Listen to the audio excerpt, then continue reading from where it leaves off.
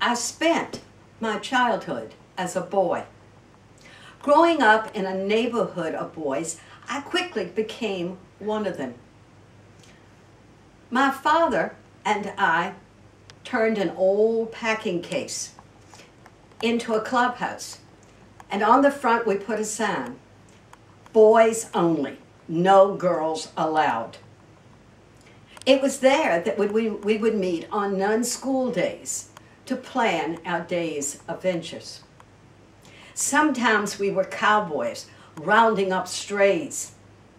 Now, those strays were slippery critters, but no matter, we managed to corral every one of those piglets that had, well, somehow escaped from the pen. On other days, we would climb aboard the broad back of Dinah, our mule, and ride out into the pasture to explore new lands. One day we decided to climb on the back of our cow, but found out that cows are sedentary creatures, and she simply stood there chewing her cud. So we quickly referred to Dinah. Our favorite game was that of commando.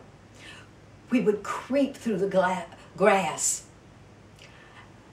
and quickly bring down our enemies. The game became even more fun when we discovered that we could use the red berries on the back hedge as ammo. Now when we shot someone, a blood-like splot would appear. Years later, we realized that we were the ones that had invented paintball. The days passed with one adventure after another, some elaborate and some ordinary, like hiking in the woods, swimming in the creek, sledding, or playing kick the can, a game of tag after dark. But all of this changed with just one question. One of the boys, DK by name, invited me to the Boy Scout dance. I looked at him stunned. "Well, why don't you invite one of the girls?" DK smiled and said, "But Nancy, you are a girl."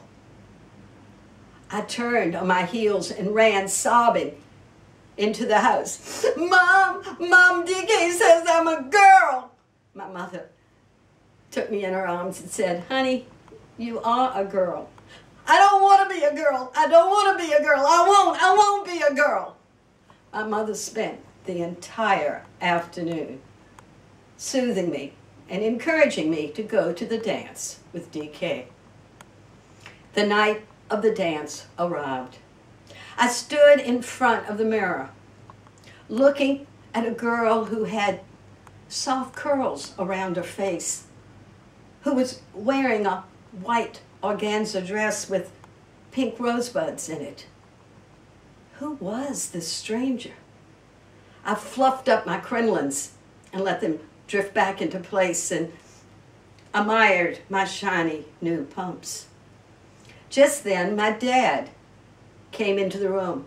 He stopped and looked at me. "Who is this beautiful stranger?" he whispered. I looked at my image one more time and then turned, took my father's arm, and went down to meet DK. That night, DK helped me on with my coat. He opened doors for me. He did everything he could to make sure I enjoyed the evening.